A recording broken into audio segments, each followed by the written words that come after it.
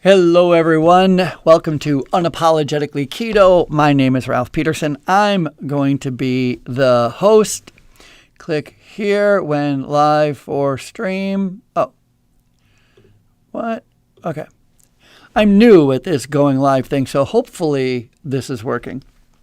Anyway, Unapologetically Keto. My name is Ralph Peterson, and in this first little, I don't know what I'm calling it, episode, stream, whatever, I'm just going to go through how I got here and what my intentions are with this live that I'm going to do every Wednesday night going forward, kind of sharing my story, tips and tricks that I'm learning along the way, all about dieting, all about trying to regain control of this human body that has certainly gotten way out of hand at times. And I'm finally figuring out, I think, it's a massive experiment here. So if you find my dead body on the carpet, you'll know that I didn't work.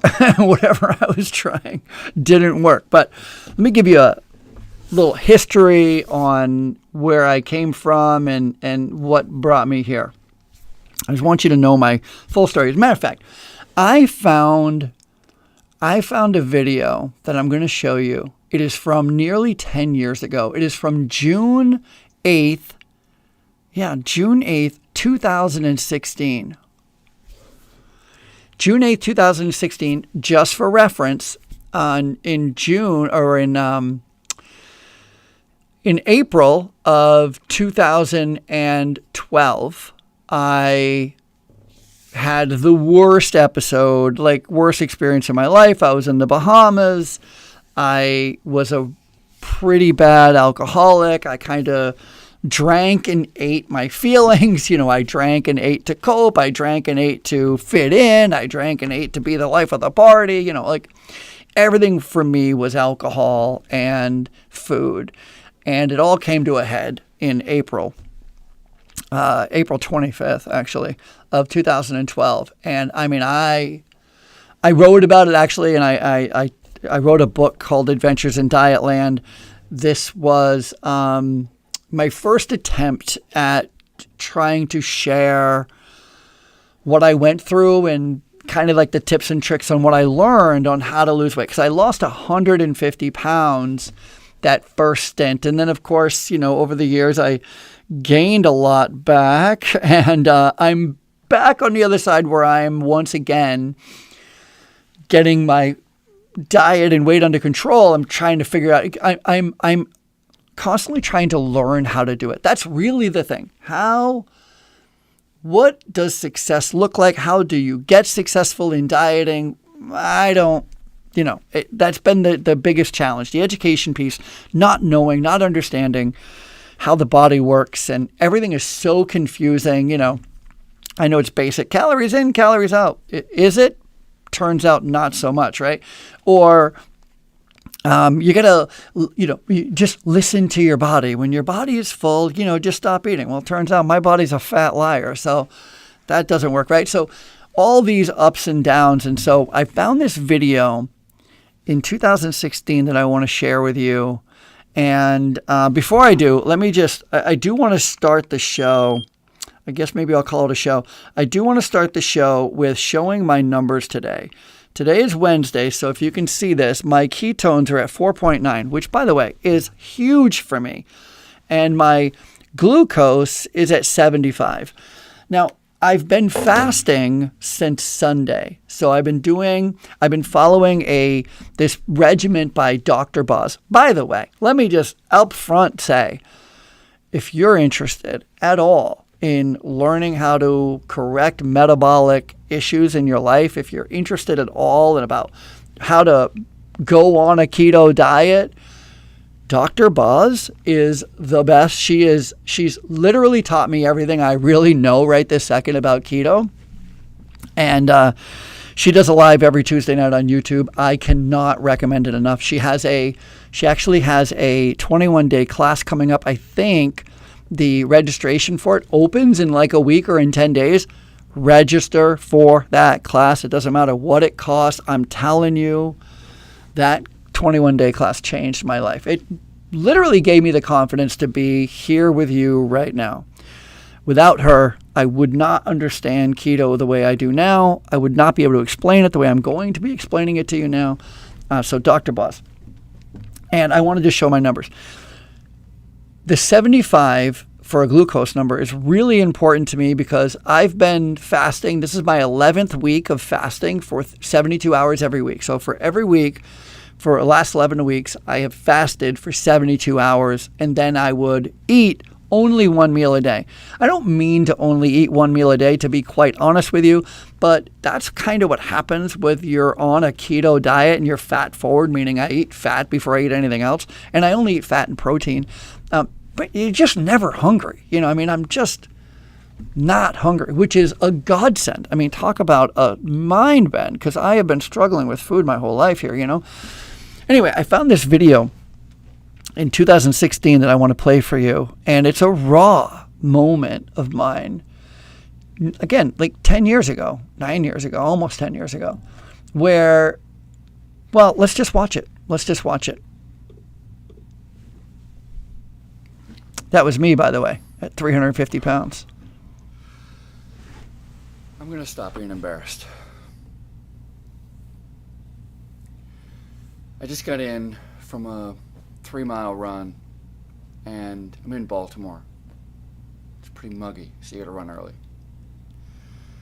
And every day I come in, staying at this hotel in downtown Baltimore, and every morning when I come in from my run, there's a lady at the reception desk, and she's a little older, and she's a lot heavier. She's really heavy, like I used to be, really heavy.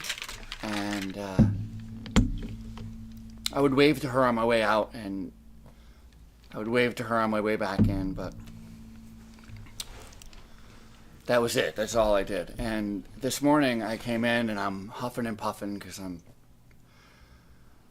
trying. It's a little bit of an incline on the way up, and I'm trying, of course, give it everything I got that last half mile or mile or so. And so when I come in, I'm real sweaty. I look like crap, actually. And I'm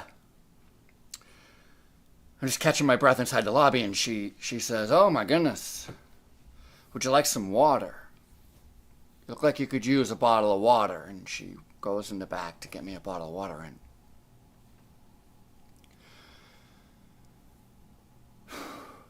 my friends, I have a lot of friends who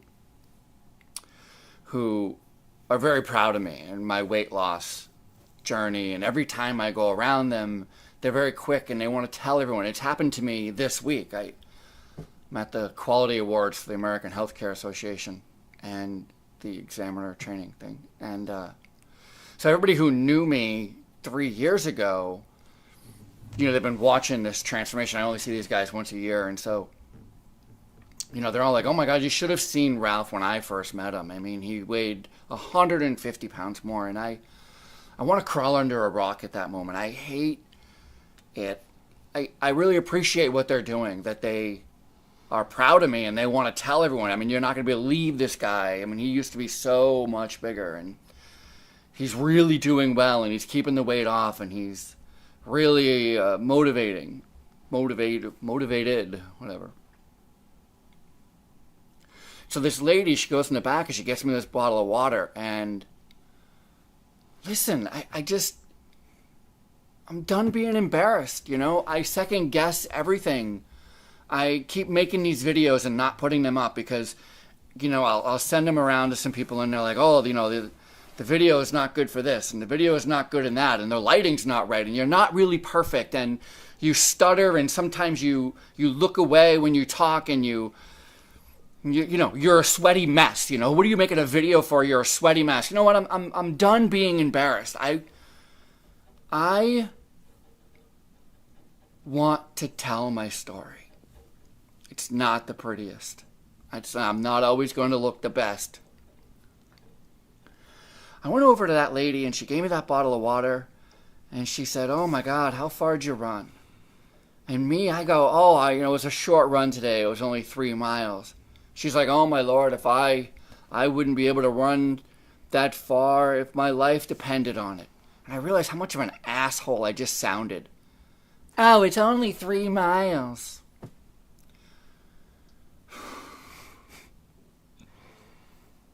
Three miles is a lot. So let me show you something I said. And I pulled out my phone and I scrolled through all the way to the end. And I showed her me 350 pounds. And she was like, oh my God, I would have never known. You look like a different person. I said, I am a different person. And 3 minutes in, 5 minutes in, 8 minutes in, we're talking. And I'm just telling her about how I did it.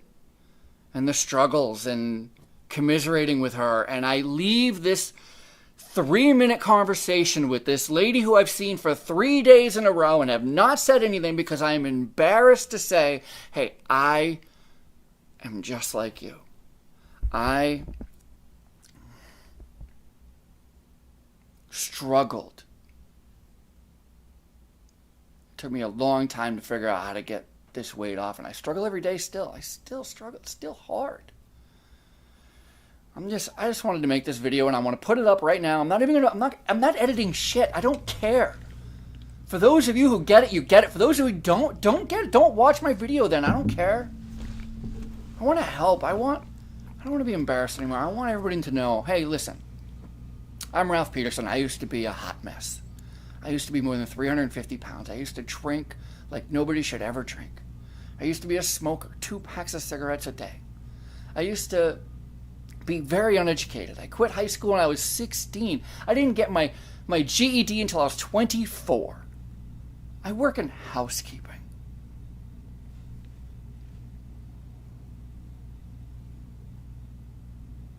I am just like you. No different, no better. I have figured out how to put myself first. And I'm going to share my story. I'm Ralph, and I used to be 350 pounds. That's going to be my new thing. I'm just going to introduce myself. Hi, I'm Ralph. I used to be 350 pounds. Let me show you. Let me show you what I used to look like.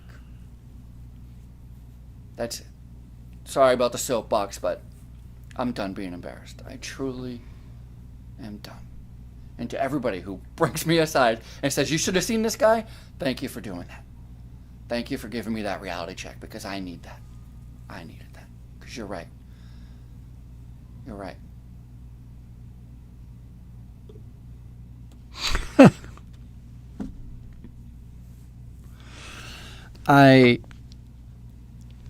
First of all, I love that guy. I love that guy.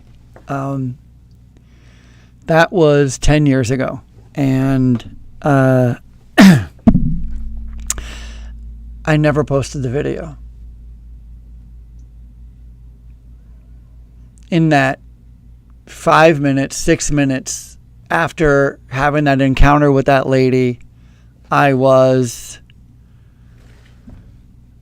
I was so confident, and I was like, yes, and this is going to be my message, and I'm going to be able to help people. And then I showered, and I went downstairs, and then I got embarrassed again, and I didn't want people to know. And it's just, there's so much shame around being heavy.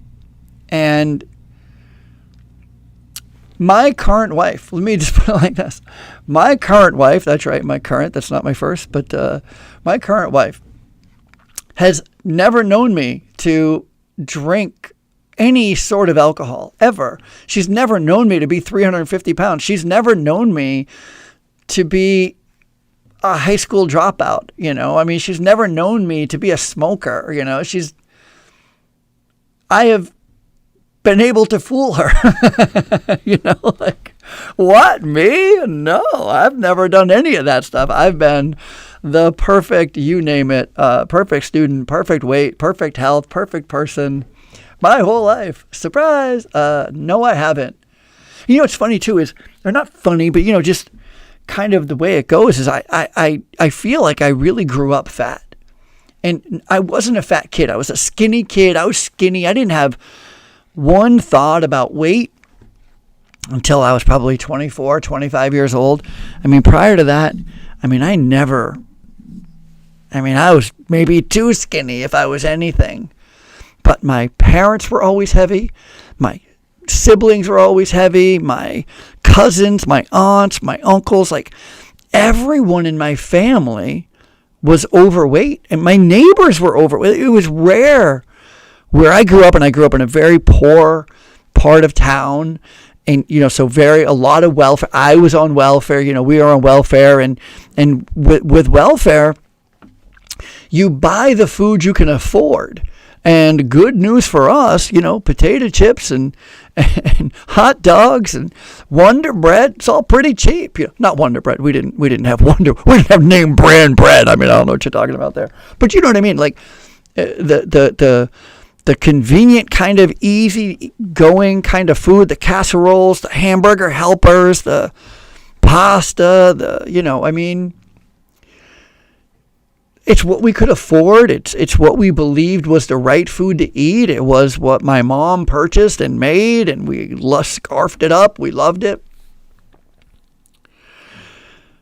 But I learned very early on, when I was maybe 15 or 16 years old, I learned how much my parents, especially, really hated being overweight. And both my parents, with peace and love, were obese. They weren't just 20, 30 pounds overweight. I'm talking 100 or more pounds overweight. They were both very heavy. And I remember we were at a, this is kind of like, my wife tells me, and it's true, I obsess on everything. I know. Once I decide I'm going to do something, I just do it. And so hence why I'm here. I'm just doing it. We're at a nightclub, like a dance thing, and back in the 80s, it was a thing where they would be like, I think it was called like the Skyview Casino, where we would go, and our parents would bring us, and it was BYOB, bring your own beer, and there would be a band there and a cover charge, and you'd bring the kids. It was a family event, even family event with alcohol, and we'd all go and see our friends and dance, and there'd always be a fight for some reason, But I remember, I'm like 15 or 16, and I see this lady, and she has a button on, and the button says, "Lose weight now, ask me how." Now, this is 1985, 1986, somewhere in there. Maybe 1987, I don't know. And I was like, "Hey, tell me how." And she's like, she looks at me. I'm like this skinny little rail 16-year-old kid. And she's like, "You don't need to lose weight." I'm like, "No, but my parents do." So I brought her over to my parents' table, and she lived there for the rest of the night. My dad talked her ear off. The next day, maybe a week later, I don't know, but before I knew it, I turned around, and she was selling Herbalife supplements. There was Herbalife supplements all over our house, all over the kitchen, all over the table. My dad had these pill boxes full of fish oil and all this stuff. And he would just be taking these armfuls of medication, and it never worked. I think if I'm the most sad about anything, and I'm sad about a lot of things, I'm 54. So I think when you get this age and you start reflecting, you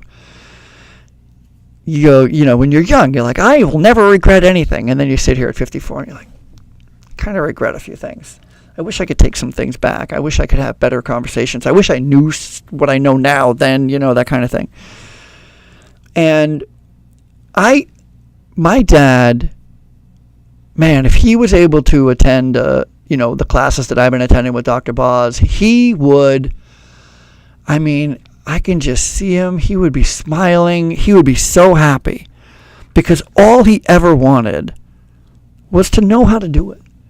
He didn't want you to do it for him. He didn't need anybody to come in. And my dad did not ever get lap band surgery. It was available. He was heavy enough.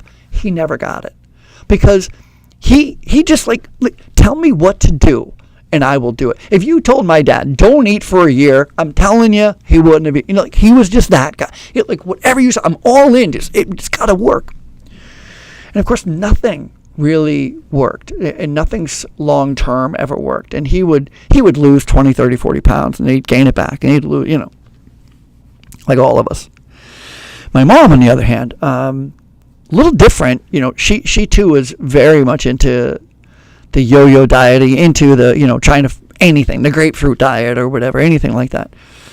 But she did have lap band surgery twice. Twice she had lap band surgery, and again, it didn't hold. And when you go through that surgery and you see all the weight loss, I mean, she lost like 120, 130 pounds. I mean, she was she was amazing. She was beautiful. She was just really great. Not that she's not beautiful today, but you know what I mean. And then she gained it all back, and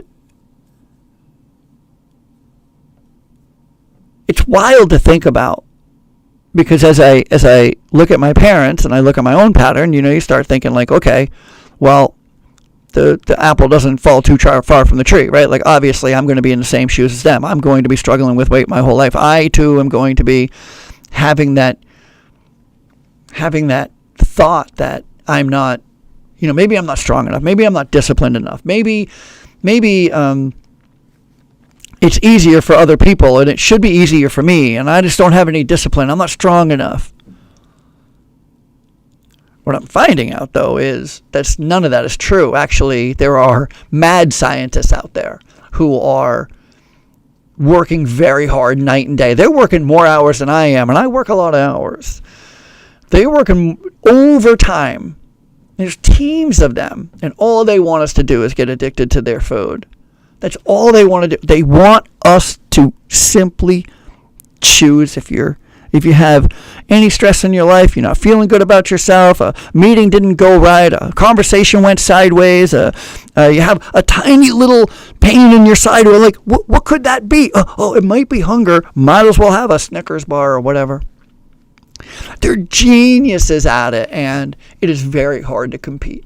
It is very hard to live in this society where it is not only accepted, but it is promoted, and not only from television and friends and the acceptability, it's promoted from our doctors. My doctors, let me say very clear, I'm in the VA, Marine Corps, so I go to the VA for health services, and every health service that I've gotten from the VA, specialty service, has been amazing.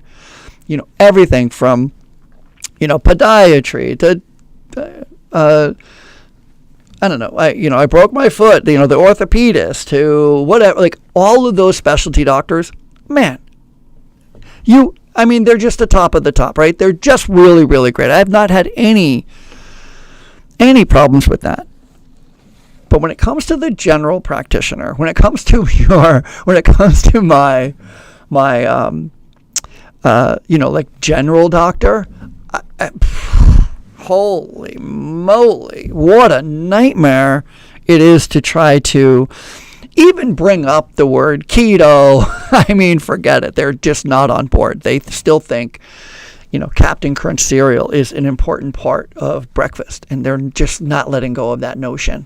As much as I'm like, well, can we look at what that causes to the inflammation of the arteries? Like, oatmeal is the best food for you. I'm like, well, okay, and if you look at this research I'm seeing, that's the other thing too. I'm probably super annoying to them because I am quite the avid reader and YouTube watcher. So I'm nearly able to pass my own, I don't know if it's called a bar with the medical, is it a medical bar? Medical boards. I'm about to be able to pass my own medical boards at this point. Following Dr. Boz's footsteps, becoming an internist. I feel like I wouldn't get all the questions wrong. That's for sure. I think I know a little bit.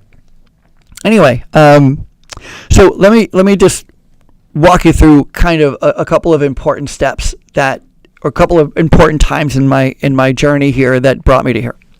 One, feel like I was destined to be overweight with my parents, and then I did go to the Marine Corps. I actually had a lot of weight troubles before going in the Marine Corps. I remember trying to go into the Marine Corps and really having to figure out how to lose some weight in order to get into the Marine Corps. And even when I went into the Marine Corps, I was what they call a disgusting fat body. Putting it in air quotes. Disgusting fat body. I remember one time we were standing on the line, and this is in boot camp, and my drill instructor made me jump up and down so he could watch my stomach jiggle. Yeah. There was this other time when this was years later. I mean, I was out of the Marine Corps, and it was like 10 years later, and I was, 280, 300, whatever, and I was on an airplane, and we had just gotten on this airplane, and I was going to Pennsylvania. I was going to go work. I was doing some consulting work at a hospital, and how embarrassing! I had always wanted to be a writer, and I've been writing columns forever, and you're just trying to get them published anywhere, and nobody's publishing my stuff, and then finally I get this. Not only do I get published in this magazine, but they give me the cover. So now I'm on the cover of the magazine. I'm the featured column in the magazine, and it's all about management leadership, which is what I do for a living. And I'm so excited. I get on the plane and I sit down next to some guy, and again, I'm 300, 325, so I'm taking up a lot more of the seat than I have paid for, quite honestly. And I want to show him, so I'm kind of like, hey, what do you do? Because I'm trying to engage him in conversation so I can show him that I'm on the front cover of this magazine. Like, I haven't shown anybody. I just got it. I'm beside myself. And then the stewardess comes up and she says, hey, listen, we are having a little bit of trouble with the weight of the airplane. You can't make this up. Would you mind taking another flight? Because if we get you off the plane, then we'll be able.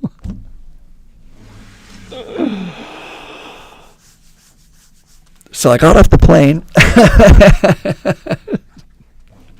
They were very nice. They gave me another flight very quickly, and they moved my seat a little closer to the front, and they were as nice as could be. But I mean, how mortifying! How mortifying! I have so many stories like that. I was in a meeting once, and then we're at I was moving up in the company I was working for. I was climbing the ladder, and I was doing really well, and I was wearing suits every day and attending these important meetings, and trying to fit in as best I can. And I lean back in my chair one afternoon, and the thing crumbles underneath me. Oh, anyway. And I honestly don't know what came first. I don't know if alcohol came before the overweight eating, or the eating came before the alcohol. I kind of think they arrived at the same time, but truthfully, I think maybe alcohol came after the overweight. I think I started to, just be really embarrassed by the weight gain, and it was really, really challenging. I have a if you can see it here. Well, you can't really see it, but that's me, by the way. You can't really see because of the lighting, but should try to get that so you can see it a little better. But that's me, 350 pounds. That was at my son's 8th grade graduation, and I know he was super embarrassed. Like, who's this fat guy? Oh, that's my dad. All right, so let me get to it. So fast forward, I'm in a nursing home, and I work in long-term care. I work in nursing homes. I have for the last 20 years, and it's in a nursing home in Barrie, Vermont, and it has like this quad, like an outdoor area for residents that they can go out. They have picnic tables out there, and staff go hang out there too, and they have like a little walking garden where you can walk around. And I'm out there, all 350 pounds of me, and it's a nice day, so I'm out there with my laptop, and this LNA, this nurse's aide, comes out, and she comes with a very tall gentleman, this resident, and she walks him out, and she had apparently forgotten something, and so she asked me if he could sit with me. She's like, hey, Ralph, can he sit with you for a few minutes? I got to go back in and get something. I'm like, of course. So this elderly gentleman sits beside me, and I'm like, hi, how are you? And he goes, why are you so fat? I was like, I don't know. Like, that's a good question. Yeah, it's the thing about old people, right? They just, no filter, they just talk, right? I mean, it's like, what's the saying? Old people, little kids, and spandex never lie. Well, here we are, right? So, wants to know why I'm so fat. And I'm like, I don't have a good answer. I'm like, I don't know, you know. And then he goes, I was just like you. I was like, oh yeah? He goes, yep, I was just like you. I drank too much. I smoked too much. Chasing skirts, all of that. And he goes, but right now, I'm the only person I know alive. I said, oh, okay. He goes, my younger brothers are dead. My older sister's dead. My parents are dead. My cousins are dead. Everybody I worked with, dead. Younger, 10 years younger, 15 years younger. 2 years older, 5 years older, dead. I don't know anybody alive. I was like, oh. Okay then. All right. I don't know what to even do with this. I'm embarrassed in my skin. My shirt collar is, got like one of those extensions on it because I can't actually button it. I'm hiding that it's not buttoned under a tie, I'm a sweaty mess. And he goes, do you want to know how I outlived everybody? And I was like, yes, I do. Tell me. And he said that when he turned 50, now at the time, I was like 42, maybe 44. So I was 42 because it was 12 years ago. Yeah, so I was 42, 41, 42. He said, when I turned 50, I stopped smoking, I stopped drinking, I stopped, his words, chasing skirts, and I bought a pair of running shoes and I started to run. And I've run a marathon in every state, on every continent in the world. You want to outlive everyone, that's what you need to do. And then the LNA came out and whisked him away, took him wherever. And I remember just sitting there on my laptop, and it's open. And I don't know what the heck was on there.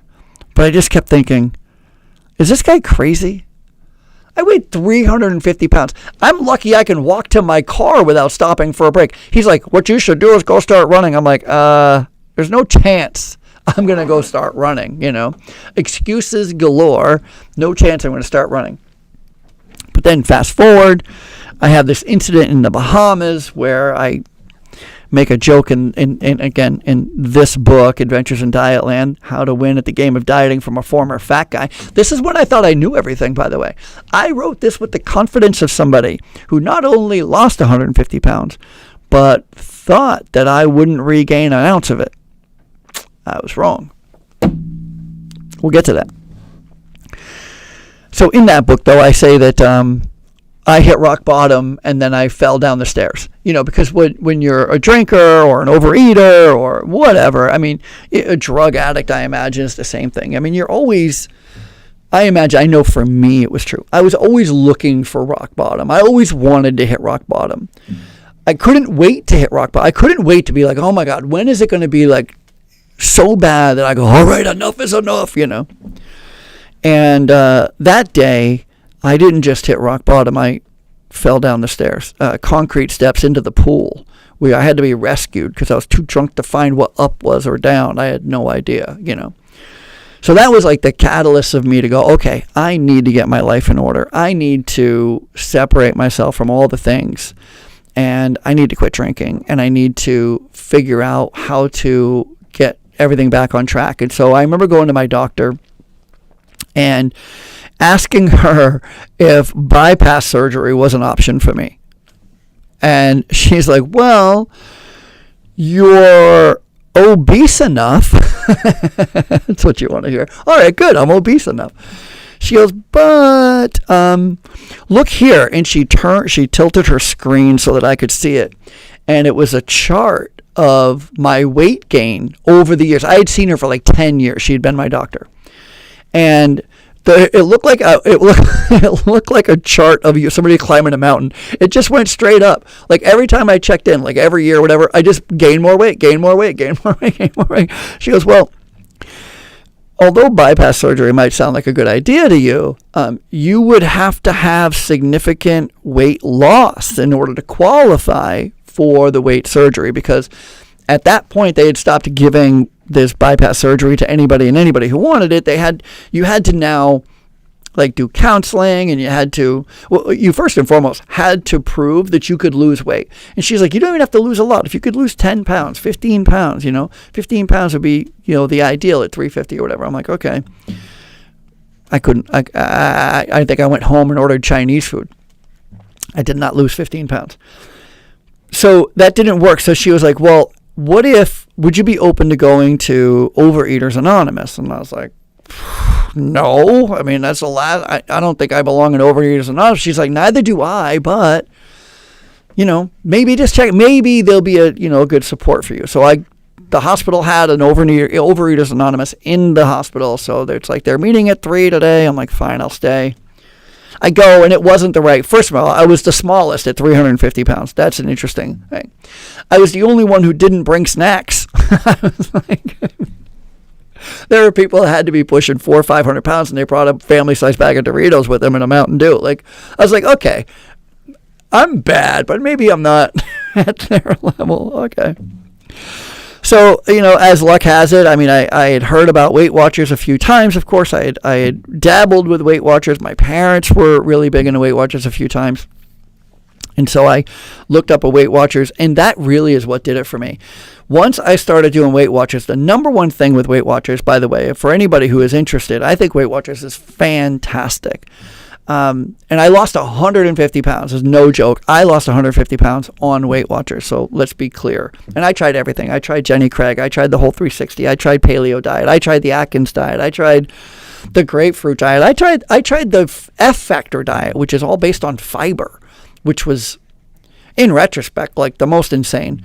But not the most insane, but it's just funny, your understanding of metabolism and how your cells work later on and how your body actually works. And you're like, there's a whole diet built on the idea that you need fiber, and then you learn, you know what?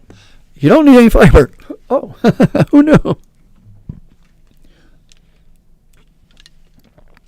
I am actually drinking BHB, which is just a raspberry flavored ketone supplement. It's a ketone supplement. I did not start drinking it prior to taking my blood test, just so you know. Those ketones, 4.9 for me today, that's a real number based on fasting. I didn't need the BHB in order to get my ketones up. The reason I'm drinking BHB right now is because I'm hungry, because it's nearly 5 o'clock and I haven't eaten in 3 days. But I'm going to eat as soon as I get off this call. I'm very excited. I made some pot roast. 3 hours in a slow cook. Pot roast. Anyway, where was I? The two things that Weight Watchers taught me the most was, one, that you have to have some sort of a eating plan. Like how many calories, or in Weight Watchers points, how many points should you even be eating in a day? And then do anything you can to not eat over those points. If you do those two things, if you first understand what number you're trying to reach, it doesn't have to be points, it can be calories. If you go like, all right, 2,000 calories, and then map it out so that you do not eat more than 2,000 calories a day, you will, God is my witness, lose weight. You will lose weight.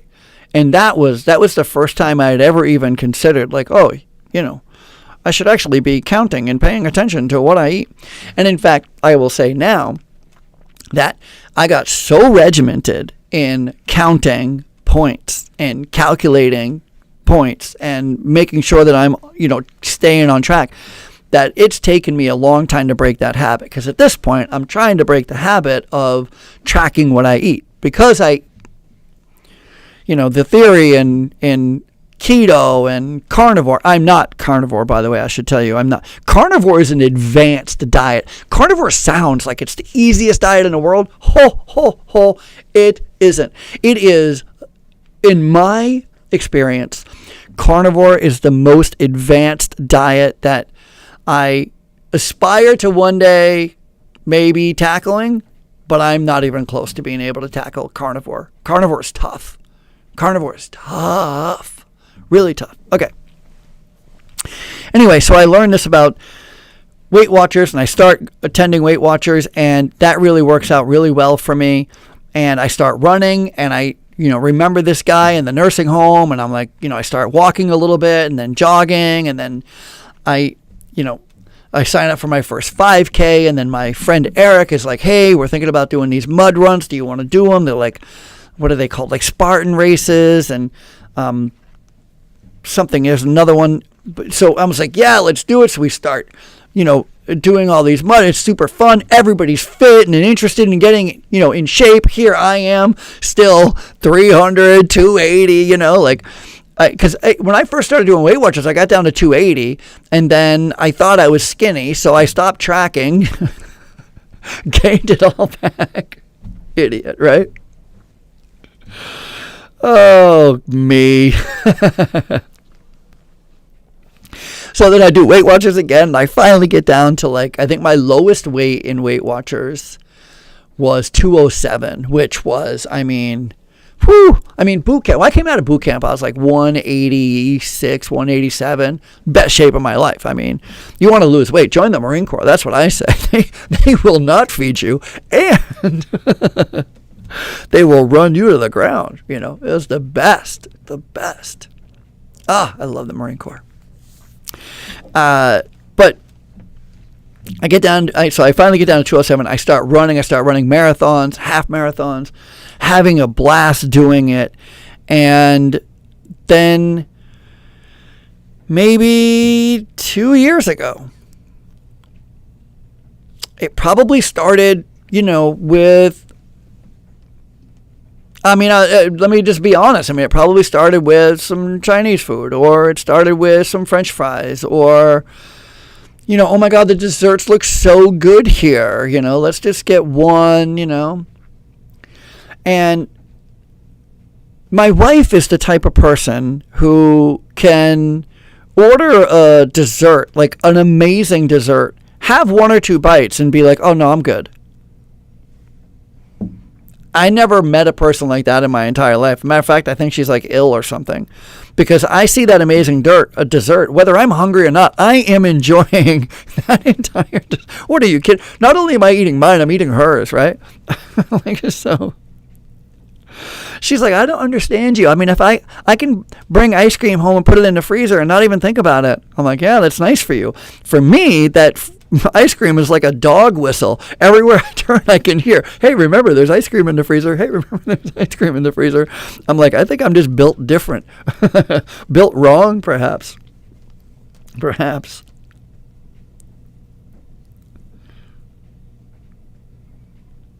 It's wild talking about this, It's wild.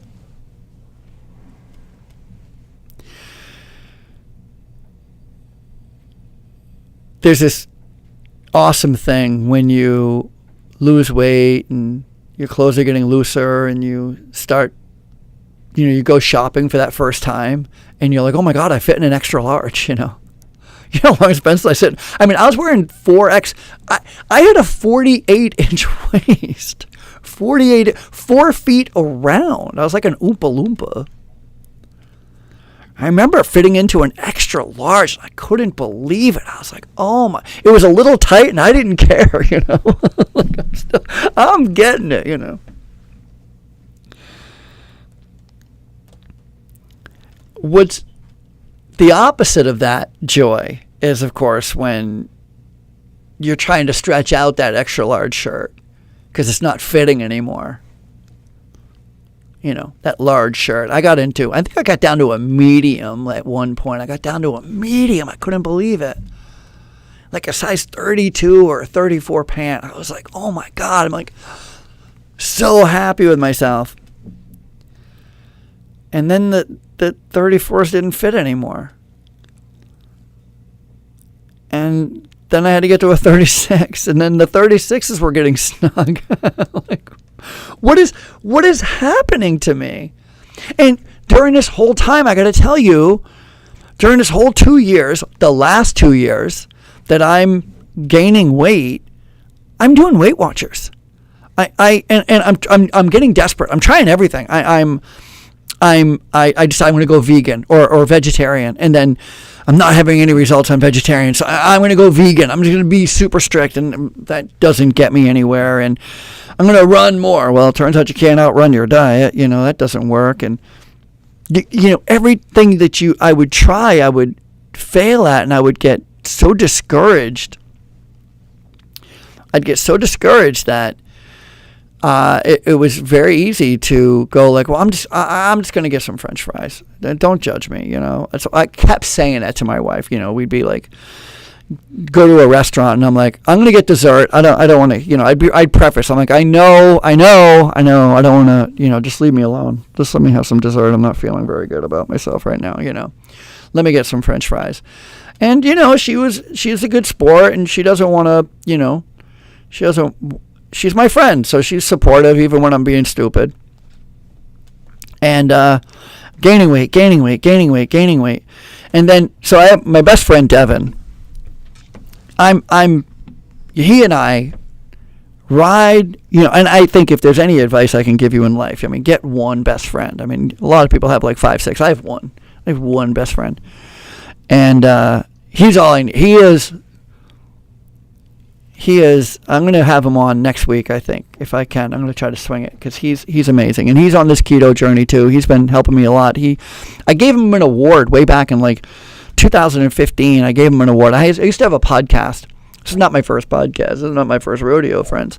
I used to have a podcast called The Housekeepers Podcast because I did indeed work in housekeeping for a long time. And Housekeepers Podcast, I did it for like 6 years. It was so fun. And he would always come over, and he was a guest. He was a really great manager, and we used to get into these rabbit holes and stuff. And he started tracking. He lost like a ton of weight. So I gave him an award for losing, being my friend who lost the most weight or something like that. I used to always give out awards. I don't know. I'm that guy. Who knows? I'm silly sometimes. Anyway, so back in early 2024, like January 2024, I'm on the phone with him, and I'm complaining I can't get this diet under control. And I honestly feel like, and I still feel this way to some extent today, that I think I might have already done too much damage to my body. I drank for like 10 years. I smoked for 15. I smoked from the age of 15 years old to the age of 30. I smoked like 2 packs of cigarettes at the end. Like I was a diehard smoker. And then, you don't get obese up to 350 pounds and maintain that weight for a good, again, 8 or 10 years, and then drink Jack Daniels like it's water 7 days a week for years. You don't do those 3 things and come out of it alive, right? Like, I'm not stupid, right? Like, clearly, the way that I treated myself and the way that I overconsumed everything, it's reasonable to think, you get into your 50s, right? I was 52 when Devin and I had this conversation. And he was just turning 50. He's a couple years younger than me. So he's just turning 50. So he's in the same spot. We're both going, we don't know if we've done, and Devin, by the way, he's been heavy his whole life. Like he was a fat kid. Like I wasn't a fat kid. He was a fat kid. So he's always been battling his whole life. He's been battling weight. He's got a great story. I hope he'll come on.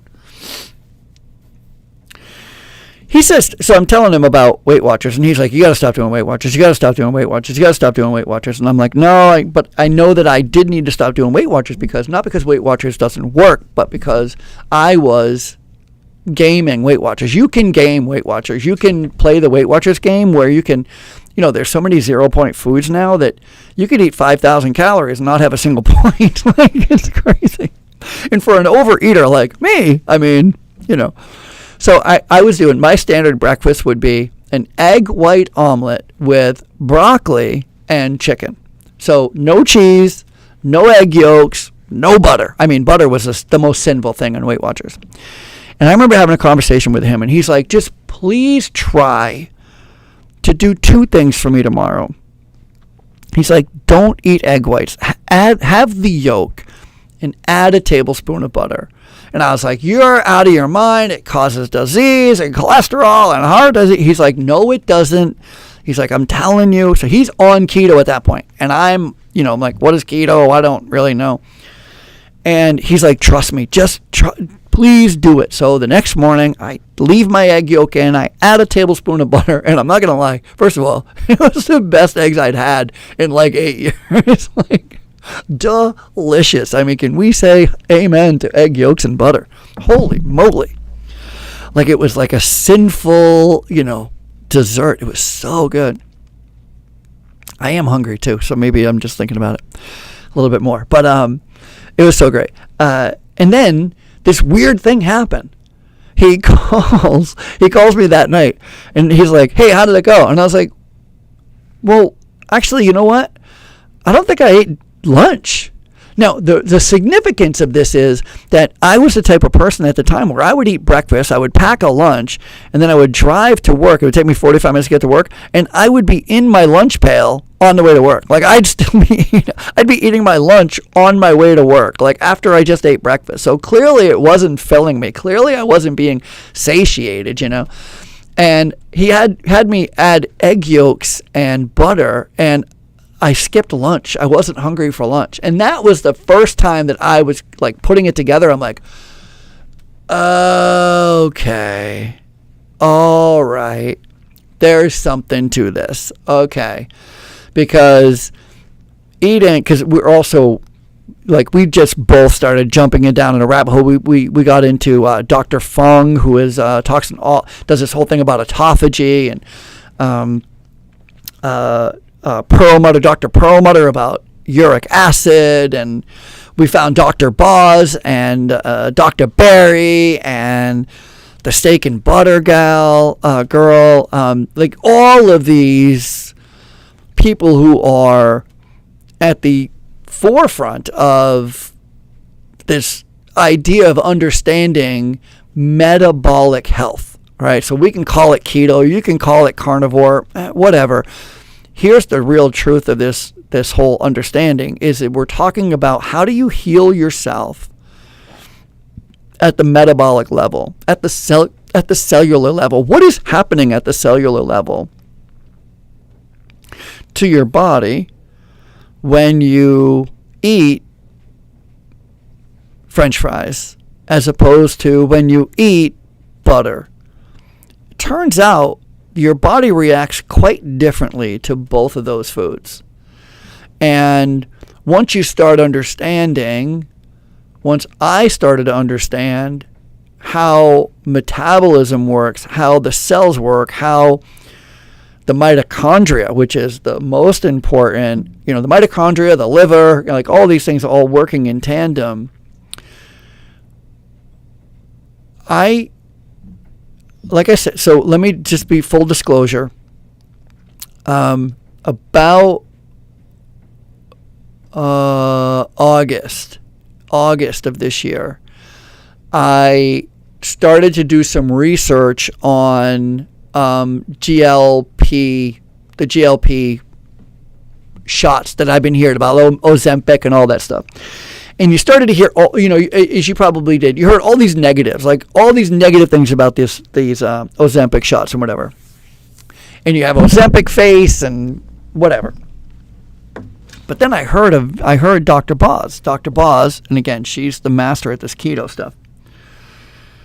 She also had all these dire warnings about omeprazole. Earlier in 2024, when omeprazole was coming out, kind of like being a little bit more well-known and mainstream, she was kind of against it. She's like, I think they're seeing some things that are not really great.